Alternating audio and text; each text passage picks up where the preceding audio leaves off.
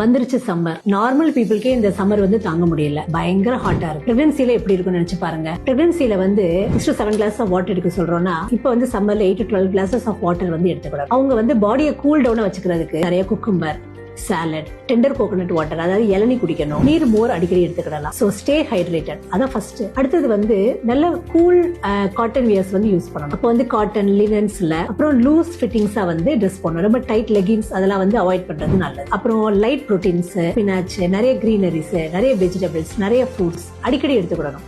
அவனுடைய ஃபுட்டு வந்து நமக்கு வந்து நார்மலா வந்து ஒரு 3 times a meal அப்படின்னா வந்து 6 times ஸ்பிட் பண்ணி சாப்பிடலாம். அதுக்கப்புறம் வந்து கால் வந்து தொங்க போடுறதுனால வந்து கொஞ்சம் கால் வந்து வீக்கம் வந்து வரும், கொஞ்சம் ஹைட்ரேஷன் வந்து குறையறதுனால அடிக்கடி வாக் பண்ணிட்டே இருக்கணும். அப்புறம் மார்னிங் வந்து அந்த 10 o'clockல இருந்து ஈவினிங் 4 o'clock வரைக்கும் கொஞ்சம் வெளியே வரதை அவாய்ட் பண்ணிக்கலாம். தேவையில்லாத டிராவல் அவாய்ட் பண்றதுனால, வீட்டுக்குள்ள இருக்கிறதுனாலே வந்து கொஞ்சம் நம்ம பாடியை கூல் டவுனா வச்சுக்கலாம். அப்புறம் இன்னொரு மெயினா முக்கியமான விஷயம் வந்து பிரெக்னன்சில வந்து வாட்டர் லெவல் வந்து ரொம்ப குறையும். அது ஆலிகோ ஹைட்ராமியாஸ் அப்படின்னு சொல்லுவோம். இப்ப நிறைய மாதமா கர்ப்பிணிகள் இருக்கவங்களுக்கு வந்து நிறைய வாட்டர் வந்து குறையறத பார்ப்போம். அதுக்கு மெயின் ரீசனே வந்து அளவுக்கு அதிகமான ஸ்வெட்டிங்னால வாட்டர் லாஸ் ஆகிறது. சோ அவங்க வந்து 2 or 3 times கூட வாட்டர் வந்து பாத் எடுத்துக்கிடலாம். அதனாலயுமே கொஞ்சம் அவங்களுடைய அந்த வாட்டர் லாஸ் வந்து குறையும். அப்புறம் தண்ணி நிறைய குடிக்கிறது மூலமாவும், ஃப்ரீக்வெண்டா ஃபுட் சாப்பிடறதுனாலையும், வீட்லயுமே பசிச்சாலுமே கொஞ்சம் ஏதாவது சாப்பிட்டுக்கலாம். இதெல்லாம் சாப்பிடறதுனால கொஞ்சம் அவங்களுடைய வாட்டர் லெவலை வந்து இன்க்ரீஸ் பண்ணலாம்.